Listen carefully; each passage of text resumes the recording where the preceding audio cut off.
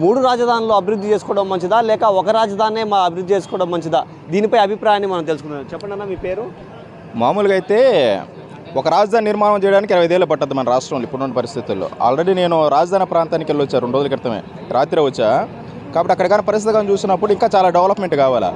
ఒక్కసారికి ఇప్పుడు 3 రాజధానుల పని అనేది చాలా రాష్ట్రానికి కూడా మామూలుగా అయితే కష్టం, రాష్ట్రానికి కూడా కష్టమే ఆర్థికంగా పరిస్థితి చూసినప్పుడు. అందుకని మొదట ఒక రాజధాని పూర్తి చేసుకుని తర్వాత అనుకున్నటువంటి 3 రాజధానులు మనకున్న ఆర్థిక పరిస్థితి, మనకున్న అవసరం దృష్ట్యా మార్చుకోవడం మంచిది.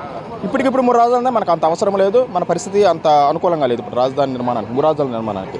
సో మొదట ఏదైతే విజయవాడ అమరావతి రాజధాని ఏదైతే అనుకుంటున్నామో దాన్ని పూర్తిగా నిర్మాణం అయిన తర్వాత మిగిలినటువంటి పనులు చూస్తే మంచిది రాజధాని విషయంలో.